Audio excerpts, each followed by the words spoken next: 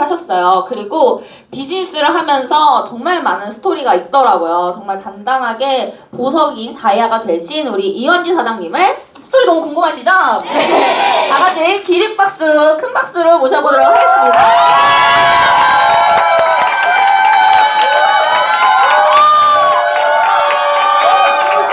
이거를 내리면서요? 네, 사장님 안녕하십니까? 네, 너무 감사합니다. 네. 서울에서 사업하는 뉴스킨 사업가 이원지입니다. 네, 여러분들과 반드시 함께 이루겠습니다. 제 스폰서 사장님은 너무나 사랑하는 박초아 사장님 되십니다. 일단 제가 이 자리에 서 있다라고 하는 게 너무너무 떨리고 진짜 감사한 마음이 엄청 큰 것 같아요. 그래서 이 자리에 설 수 있게 해주신 우리 트윈즈 사장님들 그리고 리더 사장님들 너무너무 감사드립니다. 제 오늘 강의 제목은 나의 이상형이라고 지었어요. 사장님들 다들 이상형 있으세요? 이상형이 어떻게 되세요? 박시훈 사장님? 이원지, 박서준, 이게 저희 이상형들이에요. 문제 해결 능력이 뛰어나고 꼼꼼하고 책임감이 강하고 몸도 너무 좋고 놀 땐 또 잘 놀고 돈도 많고 집중력도 좋고 이제 자기애도 높고 자존감도 높은 이런 사람이 저의 이상형이에요. 근데 이런 사람이 나였으면 좋겠는 거예요. 이런 모습이 이 비즈니스를 하고 있는 이원지의 모습이었으면 너무 좋겠는 거예요. 그래서 지금 내가 이 비즈니스를 해나가는 이 모든 과정이 이런 모습이 되기 위한 과정이구나 라는 마인드 세팅을 합니다. 그래서 이런 모습이 되기 위해서 진짜 많이 노력하고 있는 것 같아요. 그래서 이번 다이아라는 핀을 이루게 되면서 이런 모습에 내가 얼만큼 다가왔는가 라는 또 자아성찰을 했었던 계기가 있었습니다. 저는 이전에 이 비즈니스를 만나기 전에 어떤 일을 했었냐면 너무 사랑스러웠어요.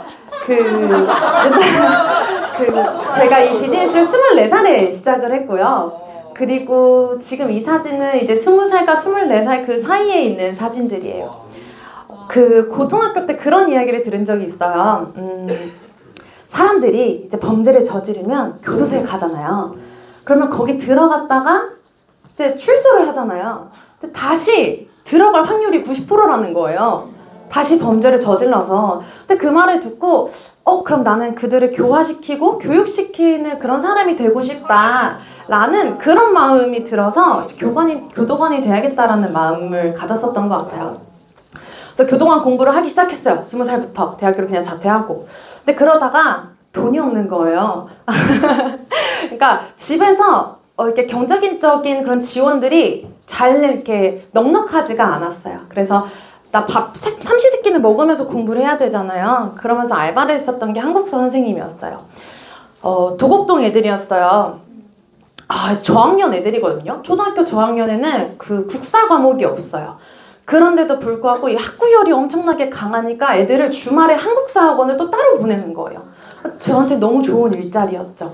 그래서 왜냐면 공무원 공부를 하다 보니까 한국사를 또 잘했거든요. 근데 그러면서 이제 한국사를 하다가 이제 이 교도관 준비에 있어서 현타가 오기 시작했어요. 어떤 현타였냐면 여기 많은 사장님들이 아시다시피 제가 되게 발랄하잖아요. 근데 교도관이라는 직업상의 성격은 발랄하지 못하잖아요. 그래서 내가 꿈꾸는 직업상의 성격과 나 이원지라는 사람의 성격과 비교를 해봤을 때 괴리감이 너무 드는 거예요. 그러면서 이 공부를 흐지부지 하면서 시간도 흐지부지 들고 그렇다고 내가 뭐 주머니가 넉넉한 것도 아니고 하면서 나의 페이를 좀 높여봐야겠다 하면서 입시생들을 좀 가르치기 시작했어요. 이제 국어 입시생들을 가르치면서 내가 이걸 이렇게 하는 게 맞나? 그러니까 내가 꿈을 쫓아야 하는가? 현실에 있어야 되는가? 내가 잘하는 것을 쫓아야 되는 건가? 내가 좋아하는 것을 쫓아야 되는 건가? 그 경계에 이 20살부터 24살이라는 그 나이에 엄청 왔다 갔다 하고 있었던 것 같아요. 그러다가 제가 친구랑 목욕탕을 갔어요.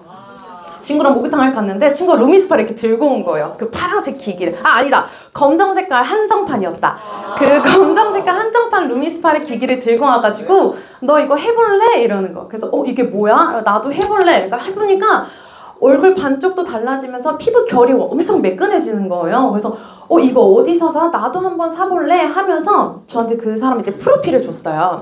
근데 지금은 안 계시지만 트윈즈 사장님이었어요. 전 트윈즈가 그 운명이었나 봐요. 그래서 근데 이 사람이 이런 걸 하는구나 하면서 인스타그램을 봤거든요. 인스타그램 링크를 받았어가지고. 근데 그러다가 또 궁금하잖아요. 다른 사람들은 어떻게 해놨는지. 그러다가 이제 루미스파를 이렇게 또 이렇게 쳤어요. 근데 가장 맨 위에 너무너무 제가 사랑하는 이제 스폰서님이 계셨던 거죠. 그래서 이제 스폰서님께 문의를 하고 그리고 이 제품 체험을 받으러 왔어요. 루미스파를 사려고. 근데 뷰티 크리에이터라는 걸 저한테 제안을 하시고 사업성을 전달을 해주신 거죠. 그래서 뭐야? 이 직업상의 성격과 나라는 사람의 괴리감의 이 혼돈에 있었던 시기에 너무나 재미있어 보이고 너무나 유쾌해 보이는 비즈니스가 저한테 들어온 거예요. 나도 이런 식으로 이렇게 돈 벌 수 있으면 너무 좋겠다. 그냥 막연한 그런 호기심 하나뿐이었어요. 근데 그러면서 현실 점검이라는 걸 이야기를 듣게 됩니다. 혹시 사장님들은 현실 점검 정말 몸으로 느껴보신 적 있으세요? 네. 저는 없거든요. 그러니까 그 20살부터 24살 동안 그 4년밖에 안 되는 그 시간에 나의 직업이라고 하는 게 3번 바뀌었어요. 그 말은 무슨 말이냐면 끈기가 없는 친구인 거예요, 저는. 그리고 내가 돈을 벌어도 돈을 모을 필요도 없었고요. 쓰기 바빴고. 근데 그러다 보니까 현실 점검이라는 게 사실 몸소 느껴지지는 않았어요. 머리로 배웠던 거죠. 이 뉴스킨 비즈니스를 하면서. 그래서 결혼할 때 얼마가 들고 앞으로 살아가면서 얼마의 돈이 들고 차를 사려면 얼마의 돈이 들고 라는 그런 현실 점검들이 머리로 배웠었는데 제 주변을 둘러보니까요. 그런 사람들밖에 없는 거예요. 그러니까 현실적으로 어려운 사람들, 그렇다고 부유한 사람들이 또 있었던 것들도 아니고요. 근데 저희 부모님의 모습을 보니까 아직도 일을 하고 계시는 저희 부모님의 모습을 보면서 이게 시스템적인 소득을 가진 사람의 노후와 아닌 사람의 노후구나 라는 게 너무 선명하게 보이면서 머리로 배운 현실 점검을 제 주변 사람들로 통해서 확신이 들게 되었습니다. 그러다가 결국엔 제가 비즈니스를 하게 된 이유가 있었어요. 그게 뭐였냐면 원지야 너는 어떤 사람이 되고 싶어? 하면서 3년 후, 5년 후, 10년 후 그리고 죽기 직전의 나의 모습에 대해서 물어보시는 거예요. 근데 그걸 보면서 내가 되고 싶은 모습이 없는 거예요. 그냥 나는 지금의 삶이 사실 너무 재미있었거든요. 그냥 지금의 삶에 너무 재미있었는데 앞으로를 생각하니까 막막해서 생각하기도 싫은 거예요. 그래서 여기서는 이렇게 나의 꿈을 물어봐 주는 거구나. 이거 너무 신기했었고 그리고 딱 20살과 24살 지금 딱 나의 모습을 봤을 때 20살이랑 24살 지금의 이원지가 달라진 게 하나도 없어요. 경제력이 달라진 것도 없었고요. 앞으로 달라질까? 그것에 대한 확신도 없었고요. 사람이 좀 괜찮은 사람으로 바뀔까? 사실 그것도 자신이 없었어요. 그럼 여기서 이야기하는 저는 지금 당장 내가 되고 싶은 모습이 없다 그랬잖아요. 근데 옆 사람들의 모습을 이제 같이 4-8 트레이닝을 하면서 들어보면은 나는 이런 사람이 되고 싶고 나는 이게 갖고 싶고 나는 이런 차가 갖고 싶고 나는 이런 집에 살고 싶고 그 사람들의 이제 드림 스틸러였죠. 저게 좋아 보인다. 내 거에 적고 저게 좋아 보이네? 그럼 저거 적고 이렇게 꿈을 키워나갔었던 것 같아요. 근데 그 모습이 너무 마음에 드는 거예요. 진짜 이렇게 권리소득이 있다면 진짜로 이렇게 될 것 같다라는 믿음이 생기는 거예요.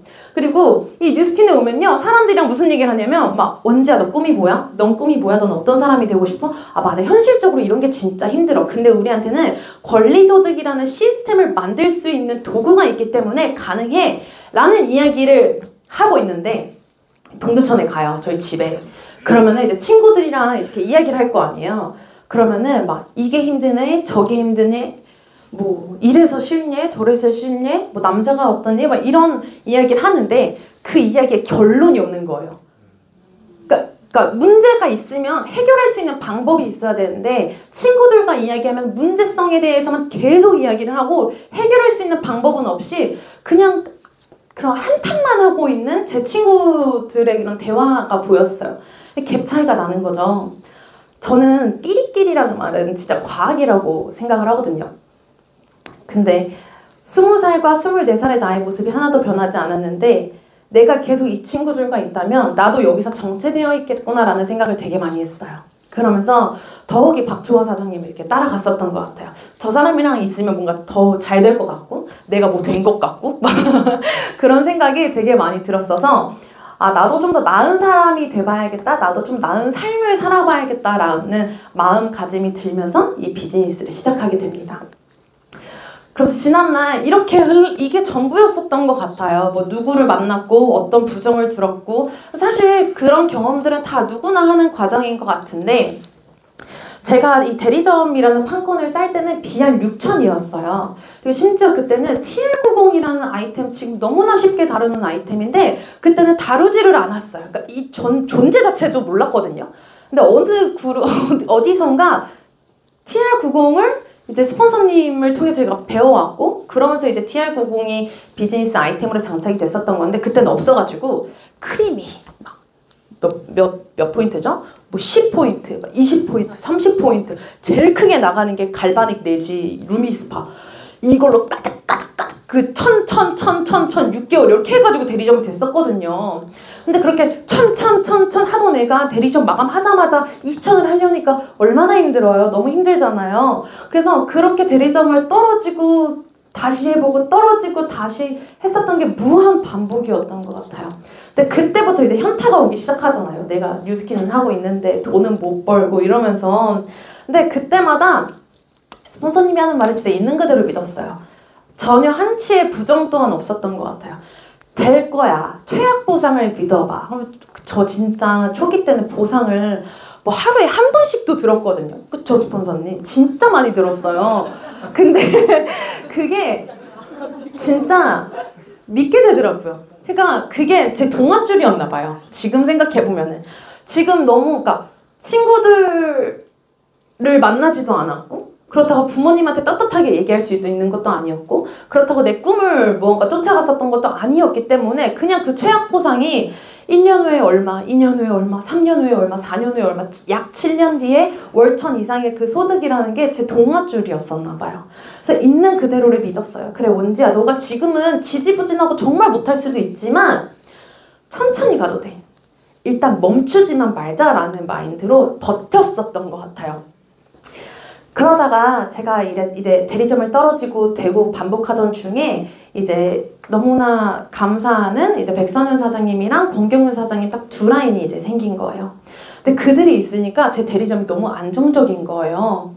그리고 그들이 또 독립을 하면서 제가 라피즈가 된 거예요. 그래서 아, 이게 스폰서님이 이야기하는 일대 창출을 해야 하는 이유구나라는 걸 이때 처음 느꼈었던 것 같아요. 그럼 또 어때요? 이들이 독립을 했으면 나 또 신규 1대 만들어야 되는데 그게 없어서 또 힘들었었죠.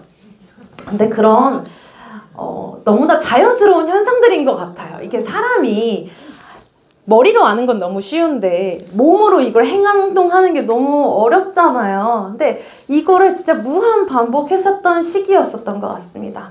그러면서 조직이 생기기 시작하면서 BR2000으로 바뀌고 루스엠을 가기 시작했어요. 루비, 스치고, 엠버. 근데 그때 팀원들이 너무 잘 붙는 거예요.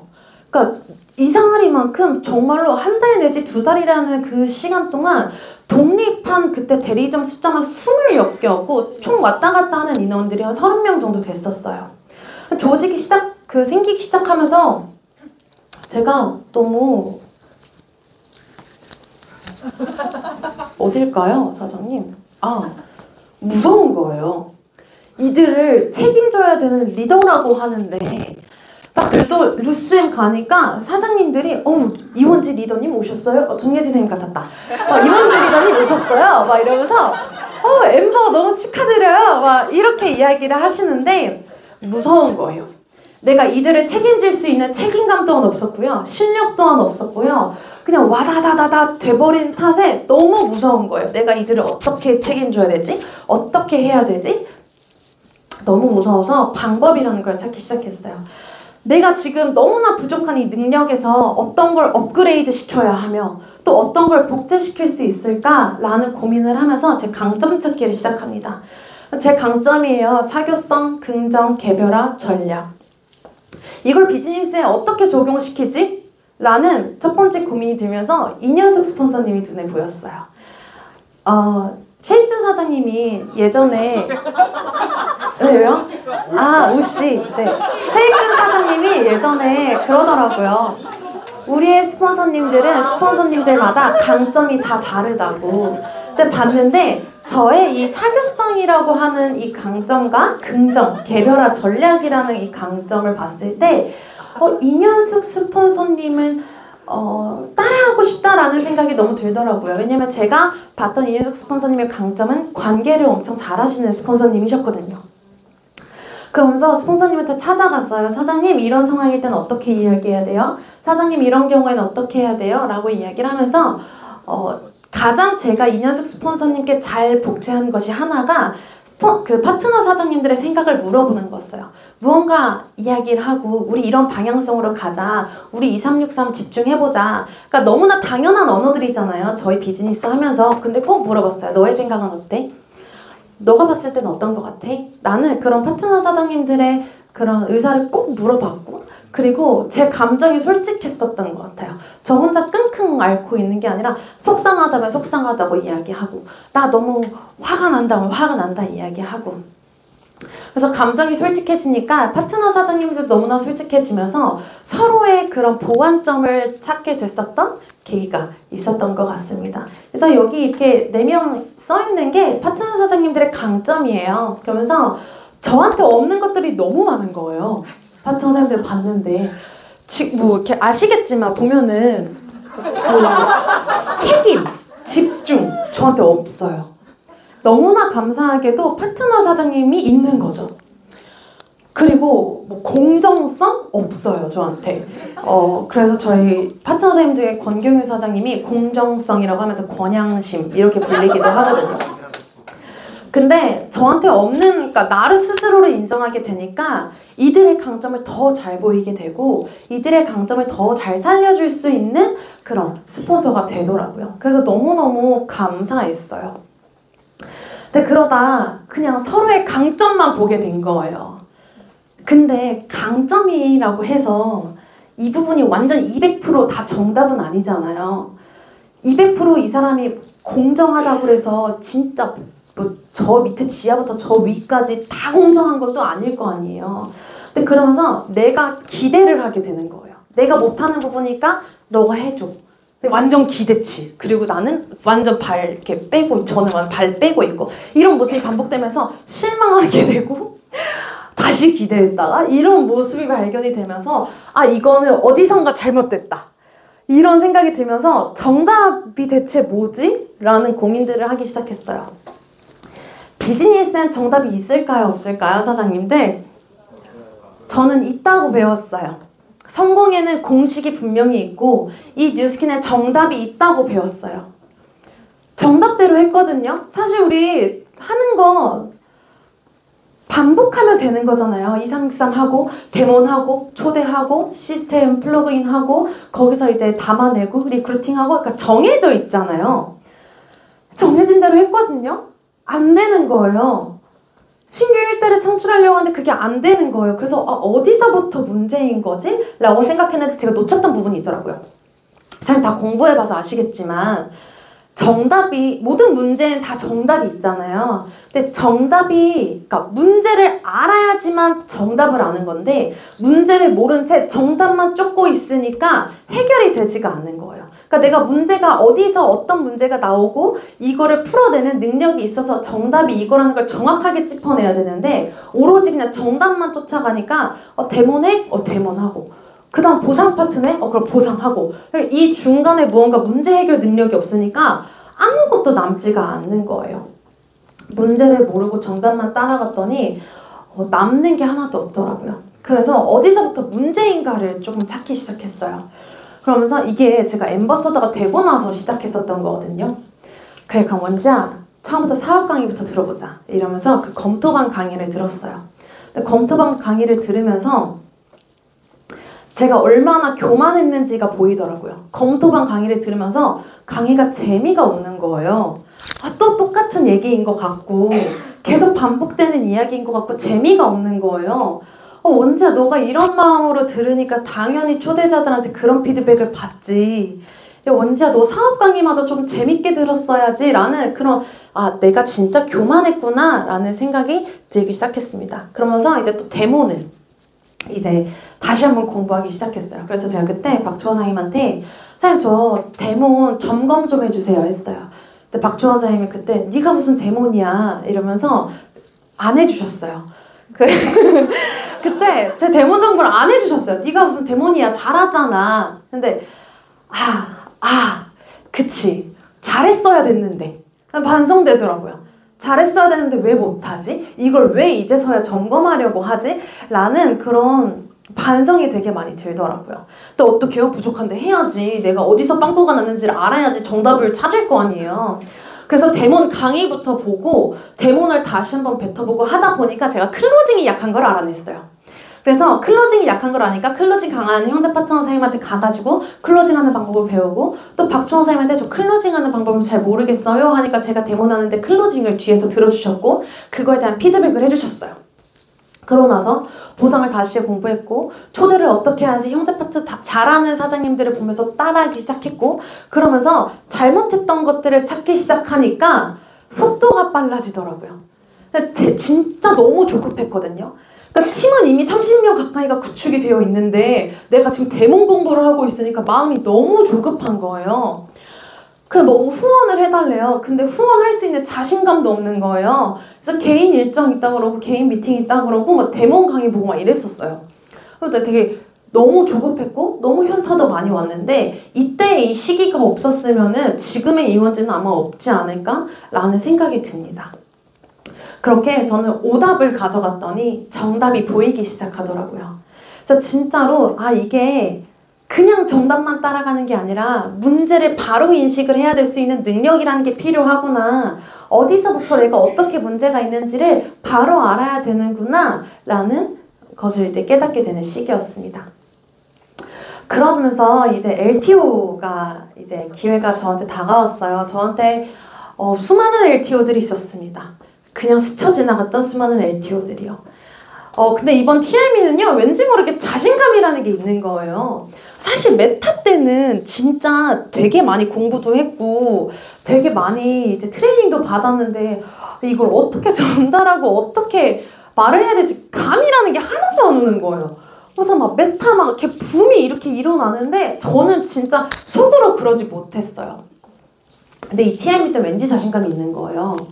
왜냐면 이게 81만 원에 저희가 나왔잖아요. 근데 일반 직장인들한테 그냥 전달을 해도 100만 원 언더이기 때문에 이들이 부담 없이 긁을 수 있을 것 같은 느낌이 드는 거예요. 신용카드라도 딱 2개월 할부하면은 40만 원에 끊을 수 있고 무이자 6개월 하면은 뭐 한 달에 뭐 한 10몇만 원 꼴이니까 전혀 부담 없이 전달할 수 있을 거라는 확신이 들더라고요.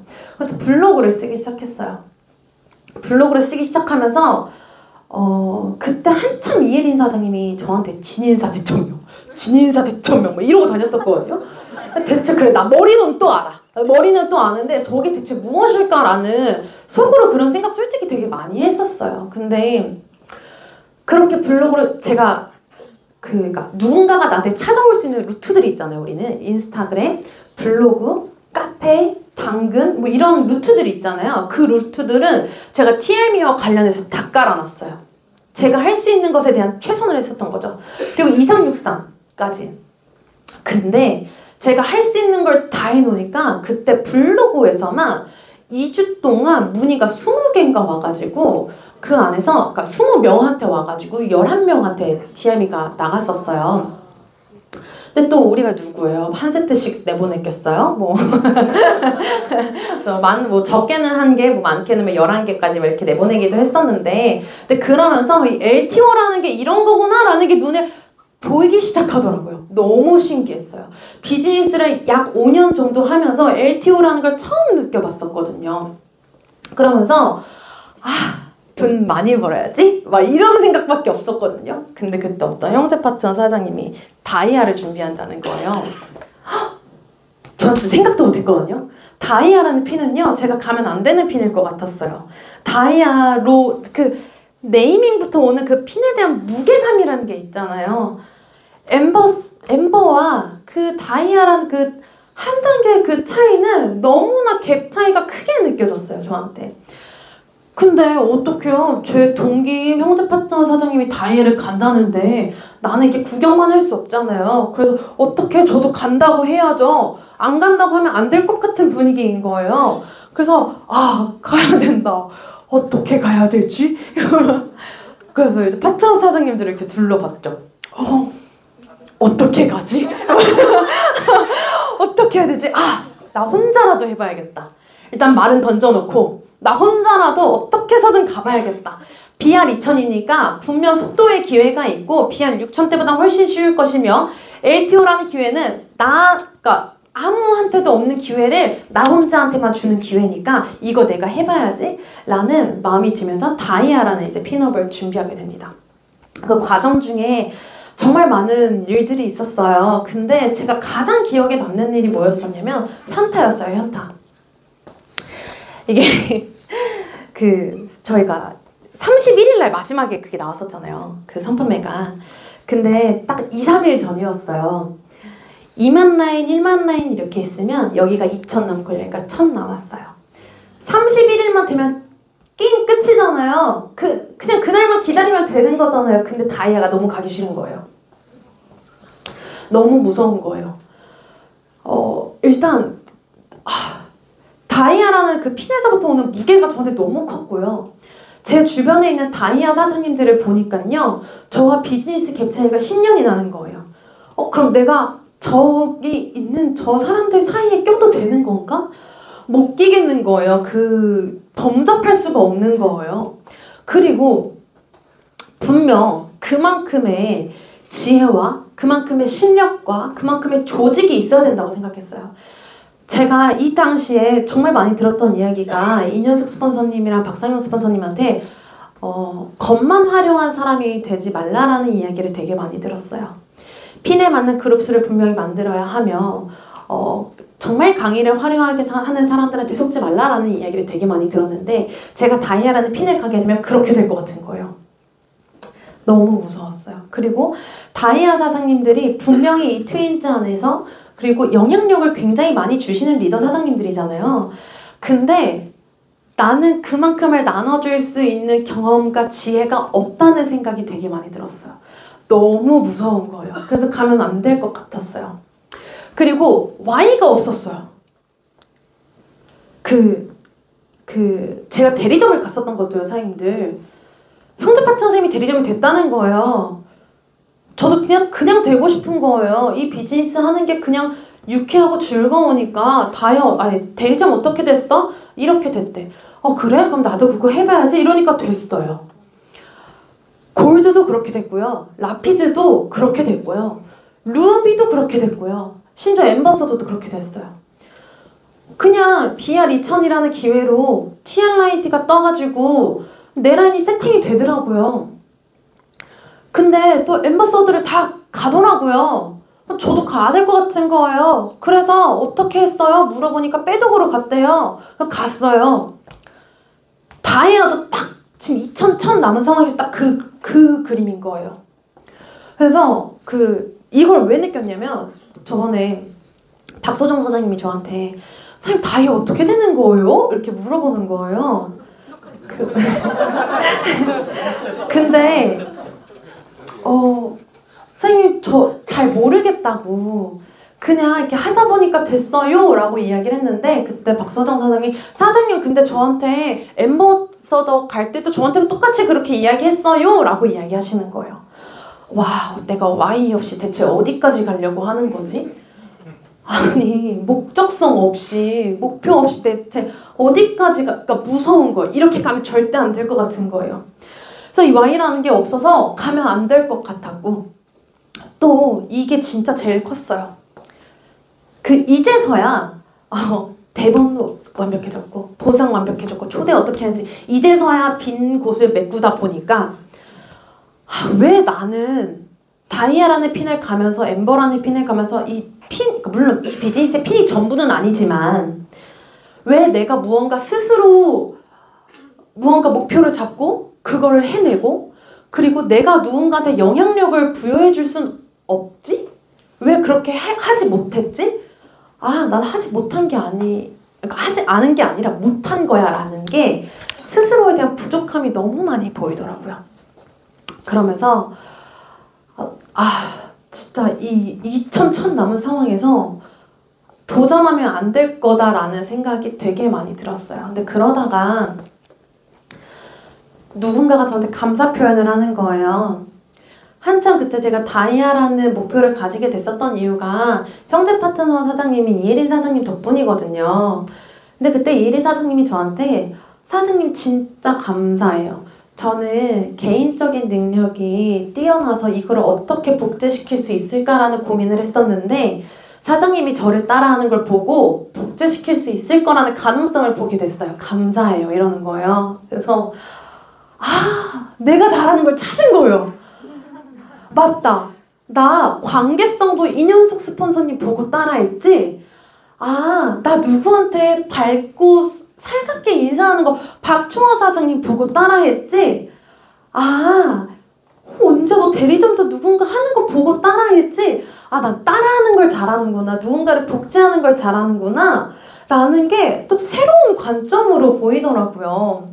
그래서 바람이 일으키는 사람이 있으면 이 바람을 따라가는 사람이 분명히 있어야 바람이라고 불리우는구나 라는 게 인지가 되기 시작하면서 원지야 넌 진짜 대단한 사람이구나. 야 누군가는 솔직히 말해서 따라오지 못하는 사람도 있고 그 바람을 타고 가지 못하는 사람들도 있는데 야 원지야 넌 진짜 대단한 거다. 그래 원지야 너는 애초에 특출난 능력은 없었어. 근데 이 안에서 배워가는 거고 성장하는 거고 그렇게 너가 너의 이상형을 만들어가면 되는 거야 라는 생각이 들면서 이 마음의 평안이 찾아오기 시작하더라고요. 그러면서 여기에 있던 문제들이 다 해결되기 시작했어요. 10년? 비즈니스 갭 차이? 이거 제가 할 수 있는 영역 아니잖아요. 그래봤자 이제 비즈니스 한지 4년 조금 넘은 이제 애기인데 당연히 이걸 쫓아갈 수 없는 건데 이걸 쫓아가려고 하니까 가랑이가 찢어지는 그런 이제 느낌이 들기 시작했었던 거죠. 이거는 내가 메꿔가면 되는 거겠다. 내가 더 많은 경험과 더 많은 노력들을 해서 이만큼의 이제 리더 사장님들이 보여주신 영향력을 내가 배워가면 되겠다라는 생각으로 바뀌었고 그리고 Y 그런 생각이 들었어요. Y가 분명한 사람도 있겠지만 분명하지 않은 사람들, 나 같은 사람들도 분명히 있을 거라 생각했어요. 근데 결국에는 이 비즈니스에 있어서 우리는 권리소득의 시스템 소득을 만들려고 하는 거잖아요. 이 시스템 소득 자체가 저한테는 Y인 거예요. 내가 지금 당장 이걸로 무엇을 해야 할지, 어떤 것을 해야 될지에 대한 명확한 그런 꿈이 그려져 있진 않지만 권리 소득 하나만으로도 나는 이 비즈니스를 지금보다 더 열심히 할 Y가 된다라는 생각이 되게 많이 들더라고요. 이래서 내가 비즈니스 했던 거지? 라는 이런 초심의 마음으로 돌아갔었던 것 같습니다. 그러면서 내가 여태까지 어떤 어려움들을 겪었을까라는 생각을 하게 됐어요. 근데 하나도 저는 어렵지 않게 이 비즈니스를 해왔던 거예요. 근데 어떻게 강의를 하니까 무언가 내가 어떤 우여곡절이 있었는지는 얘기를 해야 될 것 같은 거예요. 그래서 막 쥐어짰어요. 진짜 기억이 하나도 안 나더라고요. 그래서 보는데 제가 집이 동두천이에요. 여기서 대중교통으로 2시간, 배차 간격 잘못 맞으면 2시간 반이 걸려요. 편도로. 근데 처음 뉴스킨 하는 데 있어서 경제적인 그런 여유가 없으니까 알바를 해야 되잖아요. 시스템을 다 듣고 싶어. 이게 Y가 정확한 사람이 아니기 때문에 시스템만이 내가 살 길인 거예요. 시스템 다 듣고 나서 투잡으로 뭔가 알바를 해야 되는데 동두천 가서 알바하려니 밤 10시, 11시인 거예요. 아침에 나오려면 6시에 나왔어야 됐거든요. 알바를 할 수가 없는 거예요. 그러면 나는 설레에서 알바를 해야 되는 거예요. 그러면 집에 갈 차편이 없는 거예요. 그렇다고 내가 보증금이 막 넉넉하게 있었던 것도 아니고 하면서 4년 동안 제가 세보니까 이사를 8번 한 거예요. 그냥 뭐 5, 6개월에 한 번씩 계속 이사를 다녔던 거예요. 주구장창 뭐 노량진 갔다, 뭐 동두천 갔다, 뭐 저 파주 갔다, 뭐 여기 고시원에 있었다. 계속 6개월 내내. 근데 말이 6개월마다지. 그 이사 준비하려면 한 달 걸리는 거 아시죠? 지금 생각하면 너무 스트레스예요, 진짜.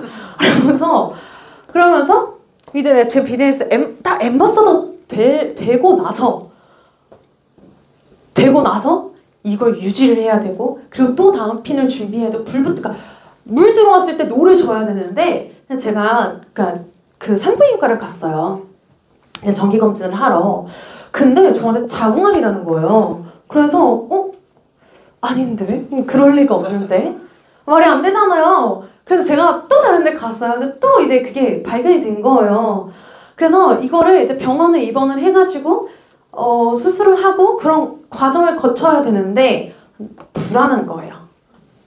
난 지금 방금 엠버서도 됐는데 이제 막 뛰어야 되는데 너무 불안해서 병원조차도 못 가겠는 거예요.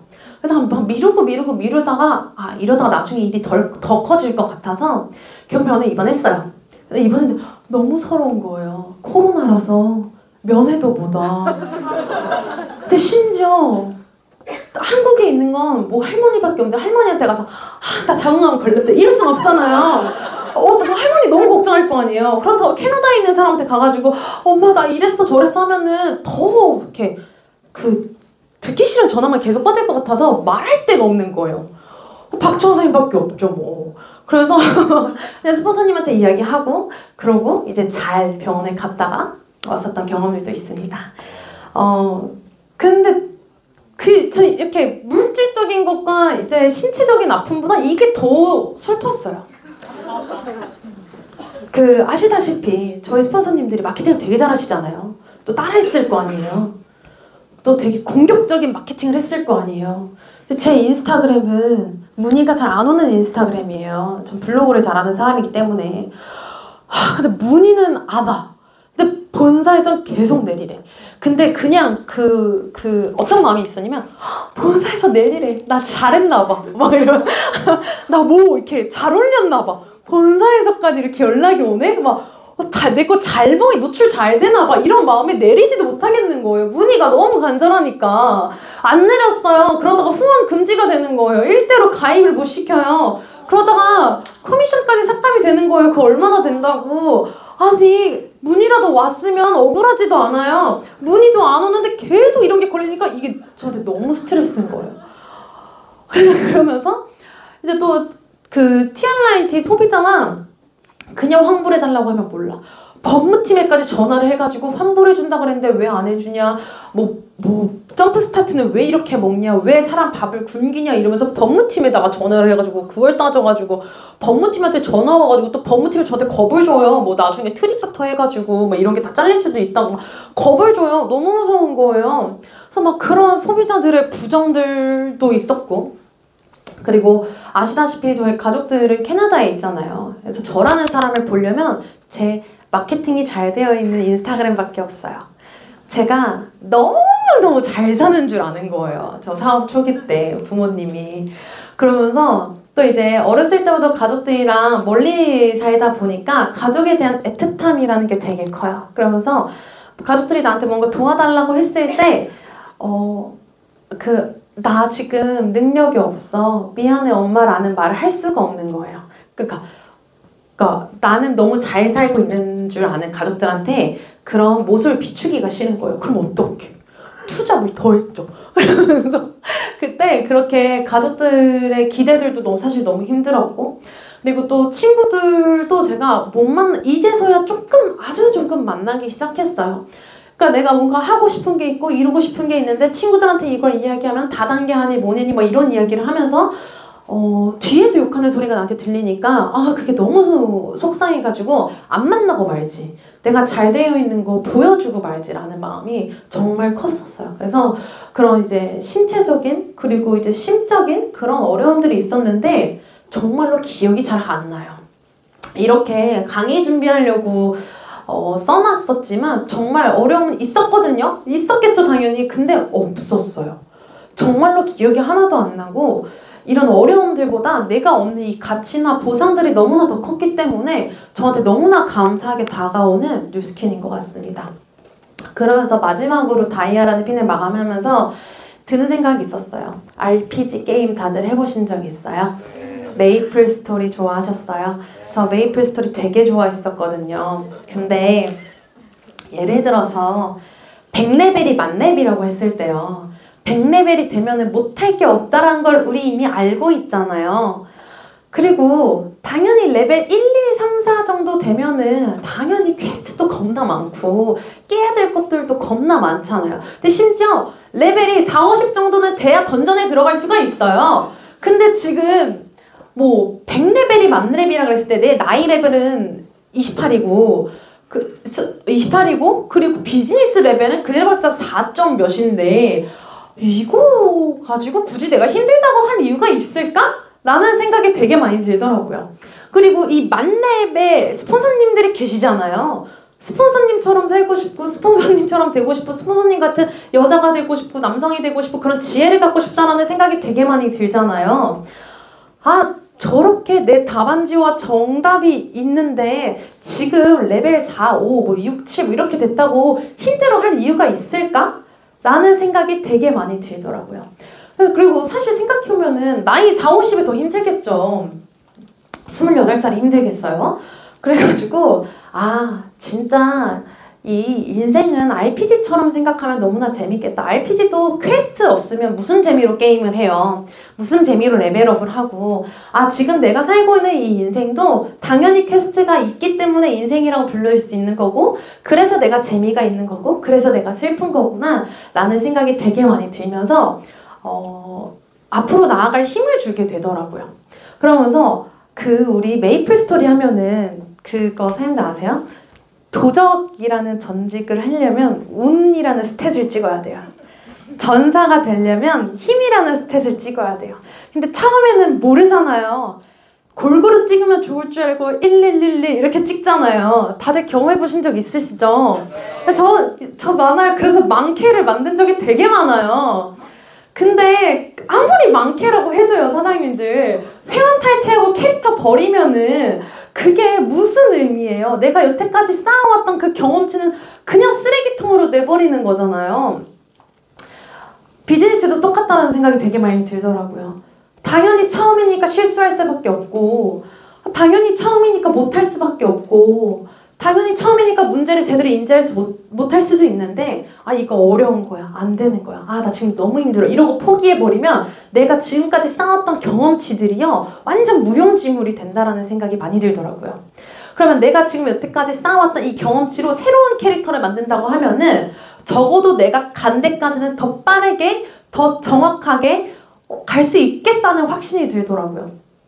아, 그럼 내가 여태까지 실수한 것들도 있을 거고 뭐 보완해야 될 점들도 있을 거고 할 텐데 어차피 100레벨이 만렙인 거 윤서영 스폰서님이 이제 여자로서의 삶의 그 만렙을 보여주신 것처럼 나도 만렙은 정해져 있고 내가 지금 망캐라고 해도 내가 지금 다이애가 되게 무섭다라고 해도 다이애가 되는 게 나의 실수라고 해도 다시 시작해가지고 조직 만들면 되는 거고 자신감 쌓으면 되는 거고 파트너사님들 다시 리크루팅하면 되는 거고 떠나갔던 탕자들은 다시 불러오면 되는 거고 라는 생각이 너무 많이 들더라고요.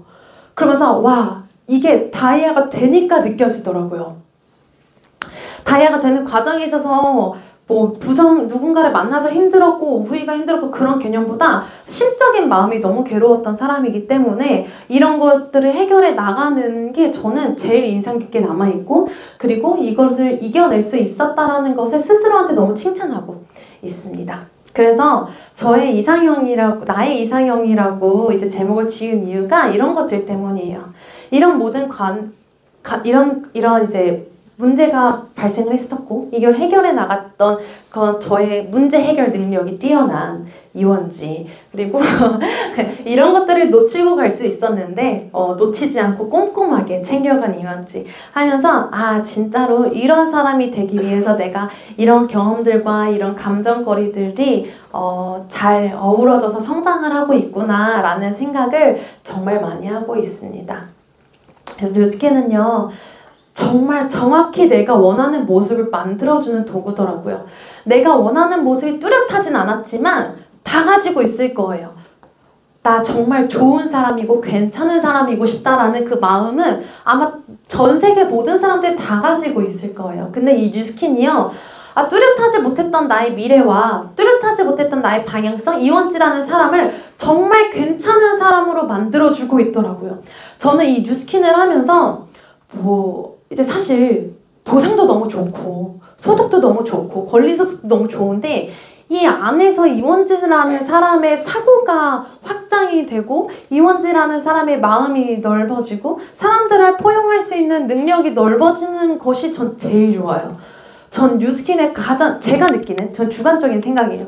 제가 뉴스킨을 하면서 가장 크게 느껴지는 가치는 사람이 정말 좋아진다라고 내가 정말 원하는 모습을 만들어준다라는 게 제가 가장 크게 느끼는 가치인 것 같습니다. 제가 이렇게 성장하는 나가는 데 있어서 너무나 많은 사장님들의 도움이 있었어요. 특별히 저희 박초아 사장님이신데 박초아 사장님은 저한테 무엇을 가르쳐 주셨냐면 인내심이라는 걸 보여주셨어요. 어디 계세요? 인내심이라는 걸 보여줬어요. 제가 문득 그런 생각이 들더라고요. 절대 파트너는 스폰서의 생각과 감정, 마인드를 절대 이해할 수 없다라는 생각이 너무 많이 들더라고요. 그러니까 내가 이만큼 경험을 했어. 아, 박초아 선생님도 이런 느낌이었겠다. 이만큼 경험을 했어요. 아, 박초아 선생님도 이런 느낌이었겠다. 라고 하면서 사장님한테 사장님이 이때 이런 느낌이었어요. 제가 이랬어요. 막 이러면서 이런 얘기를 했었던 적이 있는데 이게 새롭게 계속 발견이 되는 거예요. 그러면서 알았죠. 파트너는 스폰서의 생각과 감정을 절대 이해할 수 없고 공감할 수 없다. 라는 게 정말 많이 이 마음에 들면서 무조건 예스 해야겠다. 나중에 생각해보니까, 나중에 경험해보니까 그게 다 이해가 되고 다 이제 뭔가 공감을 한다고 했는데 또 다른 게 있고 또 다른 게 있고 또 다른 게 있더라고요. 그러면서 진짜 스폰서님한테 잘해야지. 근데 스폰서님은요 저한테 조급함이라던가 아니면 그러니까 조급함이라는 걸 한 번도 내비치지 않으셨어요. 저한테 있는 그대로 인내심이라는 걸 보여주신 저희 스폰서님이에요. 그래서 이것들을 믿고 기다려주고 또 제가 이걸 알아차릴 수 있게 해주신 저희 스폰서님께 또 너무너무 감사합니다. 그리고 두 번째는 최익준 변호사님이에요. 그래서 제가 너무 속상했을 때가 있었거든요. 근데 그때 최익준 선생님이 사장님은 잠재력이 있음. 잘해봐요. 이렇게 얘기해 주시는 거예요. 근데 이때 있었겠어요? 스스로가 너무나 우울하게 있는데 누군가가 나한테 뭔지야 너 잠재력이 있어 잘해봐 라고 이야기해 주시는 게 있는 그대로 믿었어요. 지금 생각해보면 그때 나한테 잠재력이 보였을까? 아니요, 안 보였을 거예요. 근데 저는 그냥 이 말을 있는 그대로 믿었어요. 그래, 나는 모르지만 스폰서한테만 보이는 나의 잠재력이 있나 보구나. 있는 그대로 믿었어요. 그래서 버텼어요, 이 말로.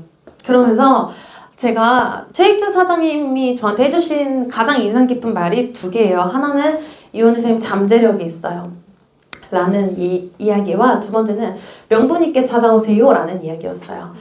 사실 그 말을 들었을 때 너무 속상했었거든요. 명분이 없으면 찾아가면 안 되는 건가? 라는 생각이 되게 많이 들었었어요. 그래서 그럼 나는 그때는 무슨 느낌이었냐면 스폰서를 잃은 느낌인 거예요. 그러니까 내가 파트너도 이제 스폰서 리크루팅이라는 게 있는데 그걸 내가 못했구나라는 생각에 갈 곳이 없는 거예요. 그래서 어떻게 하지? 이게 너무 많은 상처였는데 지금 생각해보니까요. 어떻게 받아들여지냐면 그냥 스폰서 시간만 뺏는 파트너이지 않았을까 내가? 그냥 정말 무의미하게 스폰서 시간을 뺏는 파트너일 수 있겠다. 왜냐면 그때 엄청나게 급속도로 성장하고 있었던 팀이었거든요, 저희 팀이. 근데 내가 정말 무의미하게 스폰서의 그 시간을 뺏었기 때문에 최익준 선생님이 정신 차려 원지야 라고 이야기한 게 아닐까 라는 반성이 지금에서야 이제서야 들리는 것 같아요. 그러면서 그때 그 명분이란 말이 꽂혀서 루비 되자마자 최익준 선생님한테 전화했어요. 엠버 대서 오라는 거예요. 또 상처받았죠. 명분이 대체 뭐야? 엠버 되자마자 전화했어요. 근데 그때서야 너가 이제서야 그러니까 너는 마음만 먹으면 잘해 이렇게 이야기를 해주시니까 막 눈물이 막 그렁그렁 나는 거예요. 그래서 내가 여태까지 너무나 서운했었던 것들이 막 풀어지는 기분이 드는 거예요. 그러면서 이렇게 최익준 선생님은 저한테 항상 채찍을 주셨어요. 그게 저한테, 그러니까 박초원 사장님은 저를 항상 기다려주시고 항상 관계를 잘 쌓아주시고 내가 항상 잘할 수 있다는 그런 버팀목이 되어주셨더라면, 최익준 사장님은 저를 정말 그러니까 뭐라 그래야 될까요? 독립적으로 잘 쓸 수 있도록 도와주셨어요. 그러니까 저한테는 당근과 채찍을 같이 주는 스폰서님들이 계셨던 거죠. 너무나 감사한 그런 팀 안에서 성장을 했었던 것 같습니다. 그리고 저희가 너무 사랑하는 저희 엄마예요. 저희 이년숙 사장님이에요. 이년숙 사장님은 제가 지금 막 초기에, 사업 초기에 진짜 이 여자처럼 되고 싶다라는 생각을 정말 많이 주셨어요. 너무나 많은 지혜를 주시고 저에게 너무나 좋은 언어들을 배울 수 있게 해주셨어요. 그래서 이년숙 사장님의 언어가 없었다면 저는 파트너 사장님들과의 관계도 이렇게 깊어지지 않았었을 거고요. 파트너 사장님들과의 이런 신뢰감이라던가 그런 애정도 쌓지 못했을 거예요. 워낙 그냥 저는 이렇게 막내 그리고 늦둥이여서 그냥 누군가한테 사랑받는 것만 좋아했었던 사람이기 때문에 누군가한테 사랑 나눠주는 것을 이년숙 스폰서님을 통해서 배웠습니다. 그리고 박상현 김나선 사장님이에요. 예전에 그 루비를 준비하는 과정에 있어서 가끔이 아니라 그럴 때가 있었어요. 말만병에 걸렸을 때 다들 이제 트립 간대. 나도 가야 될 것 같아서 저도 트립 갈게요 이러고 10만 원 입금하고 거기 발대식 가고, 다들 루비 간대. 저도 갈게요 이러고 저도 루비 될래요 이랬던 때가 있었어요. 근데 사실 마음이 너무 무겁죠. 내 이야기가 아닌 것 같아서. 근데 그때 김나원 사장님이 박상용 사장님 영상을 보내주시면서 원지야 이렇게 하면서 이제 계란을 이제 누군가가 깨주면 계란 후라이가 되고 내가 깨고 나오면 이제 닭병아리가 된다. 얼른 깨고 나와라 라고 하는 그 영상을 보내주셨어요. 근데 그걸 보면서 저는 누군가가 나를 두드려 주기를 바랬고 누군가가 나를 찾아와 주기를 바랬고 스폰서님이 나를 안아주기만을 바랬었던 거예요. 그러면서 그 영상을 보고 스스로 이제 목표 설정이라는 걸 하기 시작했었던 계기가 됐어요. 그때 이후로 스스로 목표 설정을 할 줄 아는 사업자가 되었습니다. 윤서영 스폰서님은요,